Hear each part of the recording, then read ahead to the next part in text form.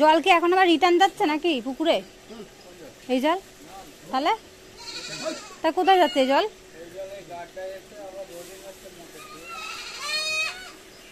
ওই নিচেই আবার?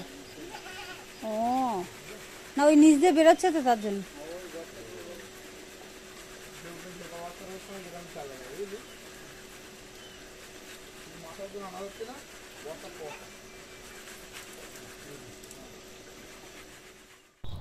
Hello everyone, welcome back to my channel. তোমরা সবাই কেমন আছো? আশা করি সবাই ভালো আছো, আমিও ভালো আছি। তো দেখো, আজকে আবার একটা নতুন ভিডিও নিয়ে চলে আসলাম তোমাদের কাছে। আর এইদিকে দেখো, আমাদের পাড়াতে না পুজো হচ্ছে, শীতলা পুজো। তো সব বউরা মিলে মানে পুজো করছে আর কি, আর আমি করিনি।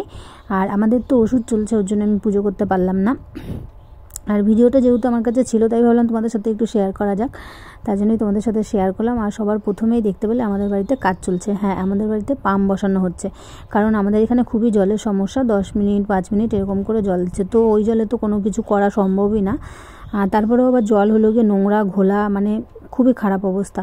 তো তার জন্যই কষ্ট করে বাড়িতে একটু পাম্প বসিয়ে নিলাম। তো এরপর আর জলের কোনো সমস্যা থাকবে না, যখন খুশি তখনই জলও পাবো আর কাজও করতে পারবো।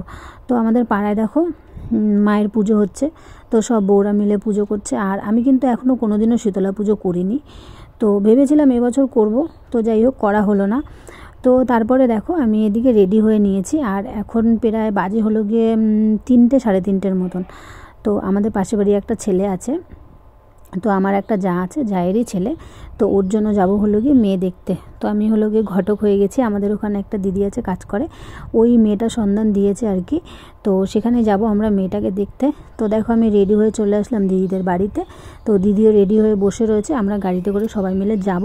তো চলো, তোমরা সঙ্গে থাকো আর দেখতে থাকো। আর এই দিকে দেখো, আমাদের শয়তানটা এসে ওর ছাগল দেখা শুরু হয়ে গেছে, কোন ছাগল কীরকম। তো এই দিদিদের বাড়িতেও অনেক ছাগল আছে আমাদের মতনই, তো সেইগুলো দেখছে।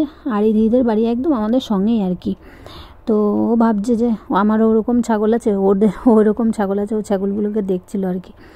তো যাই হোক, চলো আমরা এখন মেয়ে দেখতে যাব। তো তোমরা সঙ্গে থাকো আর দেখতে থাকো।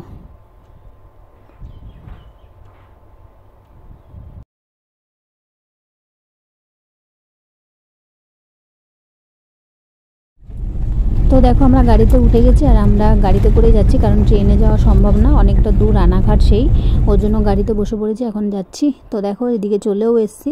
আর ওই যে সাদা শাড়ি পরা রয়েছে, ওই দিদিটাই আমাদের ওখানে কাজ করে, আর ওই দিদি সম্বন্ধ দেখাচ্ছিল। আর ওই পাশে দেখো মেয়েটা বসে রয়েছে। তো যাই হোক, ওরা কথা বলছিল। আজকের ভিডিওটা কিন্তু এফডি থাকবে, আবার দেখা হবে নেক্সট কোনো ভিডিওতে। তো ততক্ষণ তোমরা ভালো থেকো, সুস্থ থেকো। তো চলো, আজকের মতন এখানে টাটা।